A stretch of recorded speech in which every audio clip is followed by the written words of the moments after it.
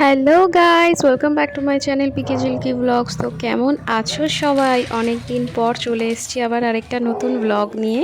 তো আজকে আমার ঘরের যে গ্যাস ওভেন সেটা খারাপ হয়ে গেছে, রান্না করতে করতে রাতের বেলা খারাপ হয়ে গেছিলো। তাই জন্য পাপারও মিলে গিয়ে নতুন একটা গ্যাস ওভেন কিনে নিয়ে আসলো। তো তোমরা পুরো ভিডিওটা দেখতে থাকো, ভালো লাগলে লাইক শেয়ার করো, সাবস্ক্রাইব করো। যারা নতুন দেখছো তারা অবশ্যই ফলো করে দিও আমার পেজটাকে। এই দেখো, এখানে আনবক্সিং করা হচ্ছে এখন। তো নতুন জিনিস আসলে সবাই খুব এক্সাইটেড থাকে সেটা নিয়ে, সবাই জানো এই ব্যাপারটা। তো আমাদের ঘরেও সেটার কোনো ব্যতিক্রম হয়নি। কতক্ষণে খোলা হবে সেটা দেখার জন্য আমরা সবাই খুব উৎসুক হয়েছিলাম।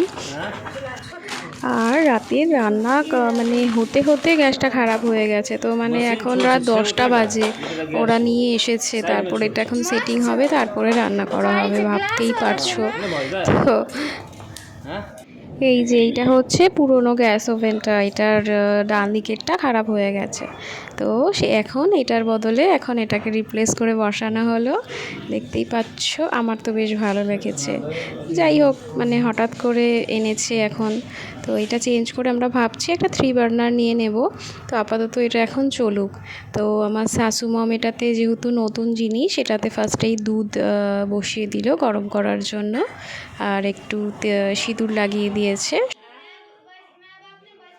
আমি এসব জানি না, কিন্তু আমার শাশু মম এরা তো অনেক আগেকার দিনের মানুষ, এসব ব্যাপারে জানবে।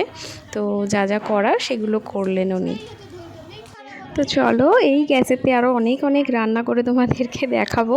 আজকে আমি এখানেই শেষ করছি ভিডিওটা, পরের ভিডিওতে দেখা হবে। টাটা সবাইকে।